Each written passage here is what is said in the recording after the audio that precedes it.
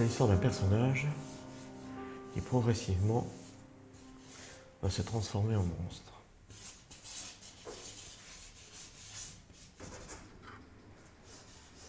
Alors le fantastique a toujours été pour moi une source d'inspiration primordiale.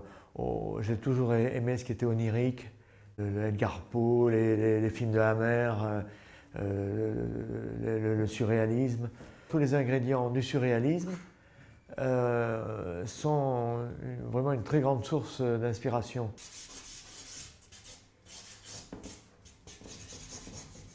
Les monstres, c'est un peu des éléments de ce qu'on pourrait appeler le rêve noir, parce qu'il y a des monstres qui peuvent être gentils, mais souvent, pour moi, les monstres sont attachés toujours au côté assez négatif de l'être humain.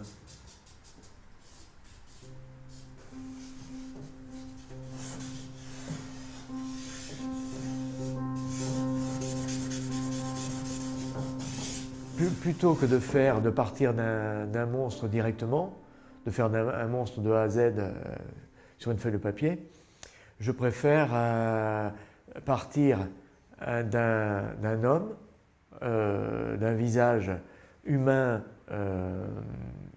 avec des traits réguliers, qui est le contraire d'un monstre, apparemment. Et finalement, tout le côté sombre de l'humanité se reflète peu à peu dans ce visage et il devient progressivement un monstre.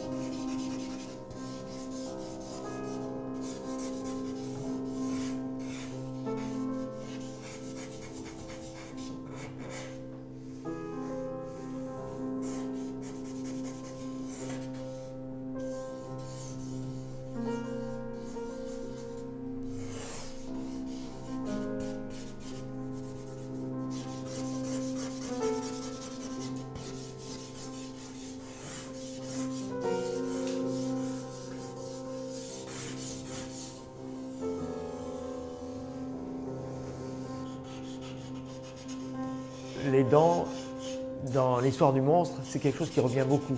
Dracula avec ses grandes dents, ses grandes canines.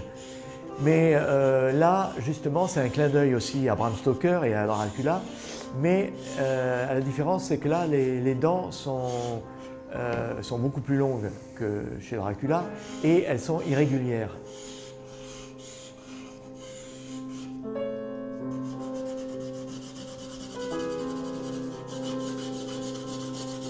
Voilà, j'ai commencé avec un fusain assez doux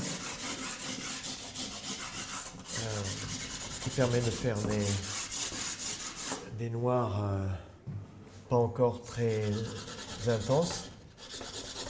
Et là, je reprends avec un fusain compressé, c'est-à-dire un fusain qui est beaucoup plus noir que l'autre.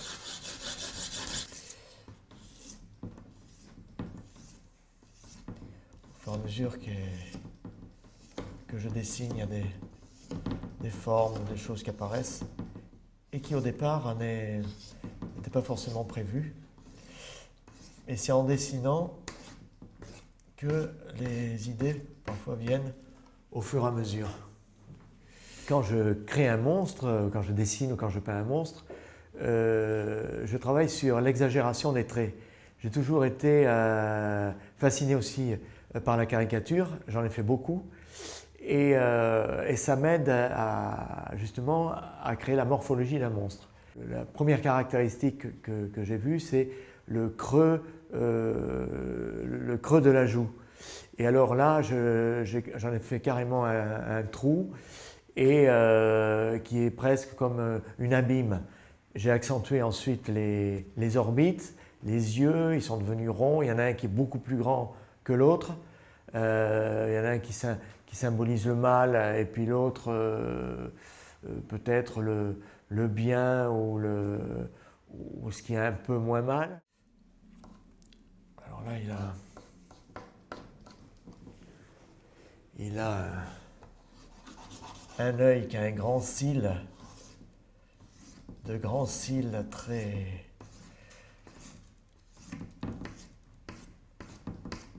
enlevé comme ça. Ce cil que j'ai ajouté, c'est aussi une de mes références artistiques et Stanley Kubrick. Et avec ce grand cil, en le dessinant, j'ai pensé à Orange Mécanique, qui est un de mes films fétiches.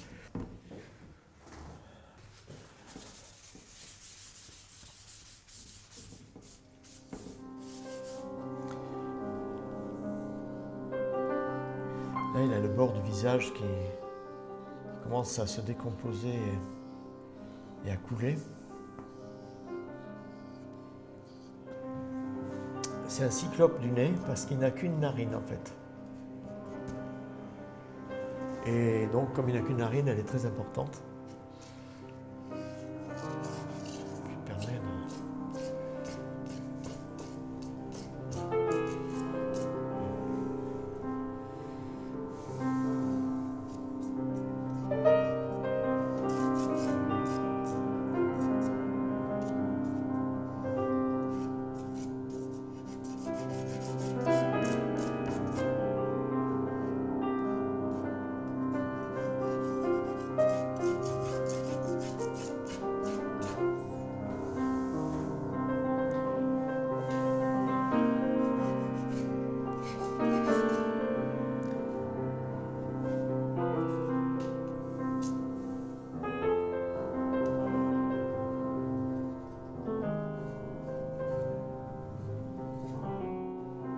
On a tous quelque chose en nous de monstrueux. Et là, dans le dessin que je réalise, le monstre final n'est pas forcément le plus monstrueux. Et c'est peut-être même celui qui est le plus humain finalement.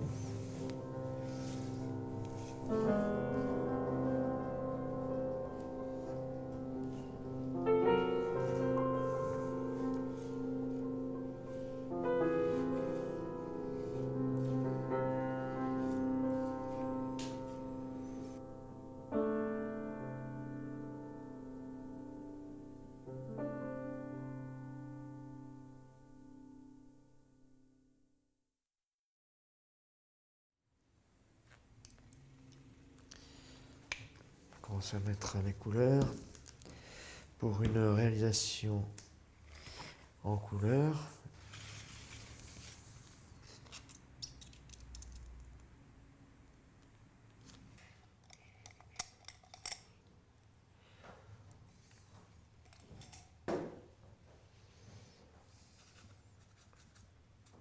En tant que peintre et illustrateur, le fait de dessiner ou de représenter des monstres est pour moi une sorte d'exorcisme de mes propres fantasmes, de mes propres démons.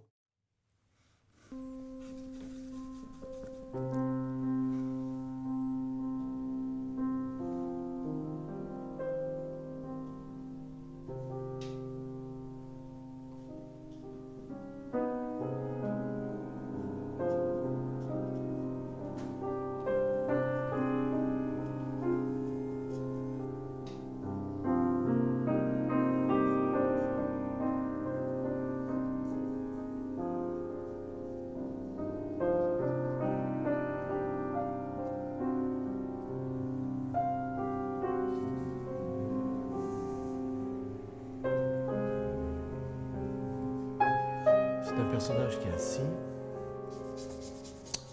Apparemment, tout va bien, il n'y a rien de monstrueux pour l'instant.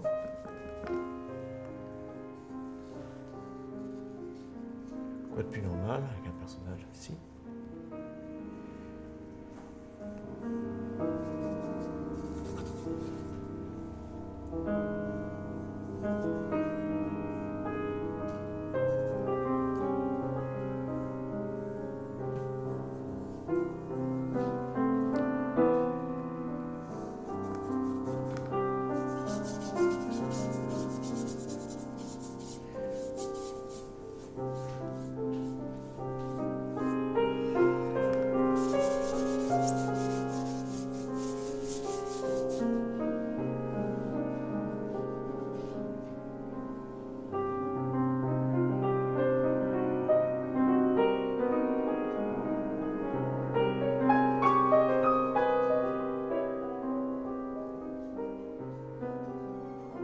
parmi les peintres qui ont dessiné ou peint les plus belles figures de monstres. Il y a Goya, bien sûr, il y a Jérôme Bosch, il y a Matthias Grunenwald, et puis plus proche de nous, Francis Bacon et Alberto Breccia.